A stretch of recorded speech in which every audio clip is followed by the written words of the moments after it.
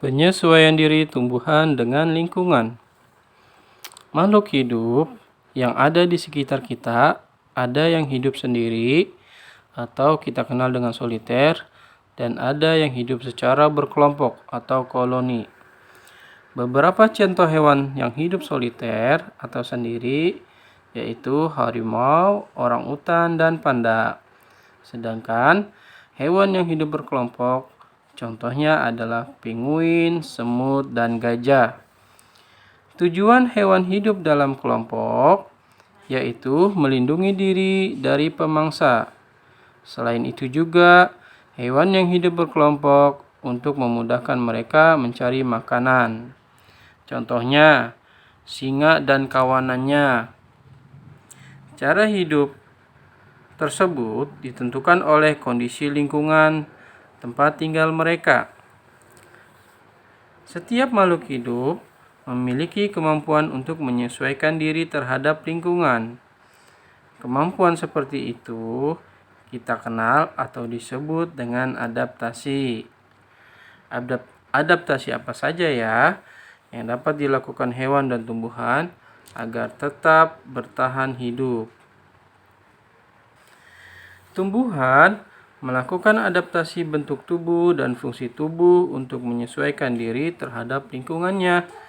Berdasarkan tempat hidupnya, tumbuhan dibagi menjadi kelompok tumbuhan xerofit atau hidup di lingkungan kering, tumbuhan hidrofit atau hidup di air, tumbuhan higrofit hidup di tempat lembab, dan tumbuhan yang hidup di daerah yang tidak terlalu basah dan tidak terlalu kering atau disebut dengan mesofit. Sebagian besar tumbuhan melakukan adaptasi morfologi atau bentuk tubuh untuk menyesuaikan diri terhadap habitat tempat hidupnya. Selain itu, penyesuaian diri terhadap lingkungan, tumbuhan juga beradaptasi untuk melindungi diri dari pemangsa, menarik hewan penyerbuk, misalkan seperti serangga, lebah, dan mendapatkan nutrisi ya. Contoh tumbuhan diantaranya sebagai berikut. Yang pertama ada tumbuhan xerofit ya. Di sini contohnya kaktus. Tumbuhan xerofit memiliki ciri 1. Permukaan daun dilapisi lilin yang berfungsi untuk mengurangi penguapan ya. Yang kedua, daun berbentuk duri. Ketiga, akar panjang untuk mencari air. Keempat, batang mengandung cadangan air yang banyak ya. Contohnya kaktus ya. Terus ada lidah buaya ya. Yang kedua ada tumbuhan hidrofit. Contohnya di sini ada teratai yang hidup di air. Tumbuhan hidrofit memiliki ciri-ciri yang pertama, kutikula tipis. Kedua, batang berongga agar dapat mengapung di atas air. Ketiga, stomata banyak di kedua sisi daun. Keempat, daun datar agar dapat mengapung di permukaan air. Contohnya teratai dan eceng gondok. Ketiga, tumbuhan higrofit. Ciri-ciri tumbuhan ini yaitu 1. Daun yang lebar dan tipis. Permukaan daun memiliki banyak stomata untuk mempercepat penguapan. Contohnya talas dan keladi. Higrofit itu tumbuhan apa sih? Tumbuhan yang hidup di lingkungan yang lembab. Yang keempat, mesofit, yaitu tumbuhan yang hidup di daerah tidak terlalu basah dan juga tidak terlalu kering. Contohnya apa? Mangga dan pepaya termasuk tumbuhan mesofit. Selain menyesuaikan diri terhadap lingkungan, tumbuhan juga beradaptasi untuk 1. Menarik hewan penyerbuk. Kedua, mendapatkan nutrisi. Ketiga, melindungi diri dari pemangsa. Contohnya mawar, jarak, kecubung, dan putri malu yang tadi Bapak sudah sampaikan. Eceng gondok dan teratai ini termasuk tumbuhan hidrofit, ya, hidup di dalam air atau di atas air. Ciri-cirinya atau bentuk penyesuaian tubuhnya, daunnya lebar, ya, dilapisi lilin sehingga tidak akan membusuk walaupun terkena air. Selain itu juga untuk memperbanyak penguapan. Batangnya atau tangkai daun memiliki banyak rongga untuk mempermudah mengapung di permukaan air. Kemudian akar eceng gondok lebat dan serabut. Tujuannya atau fungsinya untuk menjaga keseimbangan agar tidak mudah terbalik di permukaan air. Kedua, ada kantong semar. Daun kantong semar termodifikasi membentuk kantung yang menghasilkan nektar dan enzim pencernaan, sehingga serangga akan terjebak dalam kantung karena tertarik dengan nektar.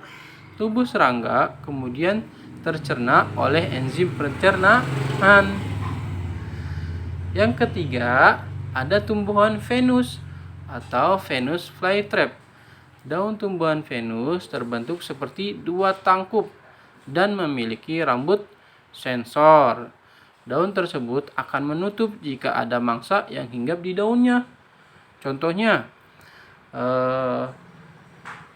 lalat, ya. Lalat jika hinggap di daunnya maka otomatis sensornya akan menutup daun tersebut. Yang keempat, ada kaktus, ya. Batang membesar dan berdaging. Digunakan sebagai tempat menyimpan air. Permukaannya dilapisi lilin untuk mencegah penguapan. Kaktus mengurangi penguapan air lewat daun yang berbentuk duri. Oleh sebab itu, kaktus dapat tumbuhan pada waktu yang lama tanpa air, ya. Terutama kaktus ini adanya di daerah-daerah panas atau gurun. Daerah-daerah Indonesia bagian timur kaktus banyak, ya. Indonesia bagian tengah kaktus juga banyak kita temukan. Selanjutnya ada pohon bakau. Habitat bakau berlumpur dan didominasi oleh pasir. Oleh karena itu, tumbuhan bakau beradaptasi dengan memiliki akar tunjang yang membantu menyangga batang agar tidak roboh saat terhempas oleh ombak pantai. Selanjutnya ada pohon jati. Pada musim kemarau, pohon ini menggugurkan daunnya atau dengan istilah meranggas. Daun-daun tersebut digugurkan sebagai upaya terhadap lingkungan yang kering dan panas. Jika daun digugurkan, penguapan air akan berkurang.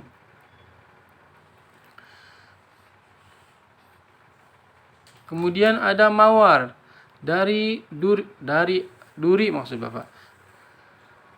Duri dapat tumbuh di beberapa bagian tumbuhan mawar seperti batang, buah, atau daun. Duri pada tumbuhan mawar berguna untuk melindungi diri dari hewan pemakan tumbuhan. Selanjutnya ada jarak dan kecubung. Semua bagian pada kecubung mengandung racun, terutama pada bagian daun dan bijinya. Zat trisin pada biji jarak beracun tetapi bermanfaat sebagai sumber bahan bakar alternatif atau biogas. Yang terakhir ada putri malu. Pasti kalian sudah pernah melihat, ya kan, pohon ini. Daun putri malu ketika disentuh akan mengatup dan seperti layu. Mengatupnya daun ini bersifat sementara loh.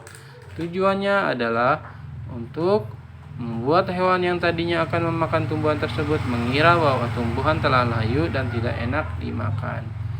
Demikian penjelasan video kali ini. Semoga kalian bisa paham. Jangan lupa untuk mencatat untuk bahan belajar lebih lanjut. Terima kasih.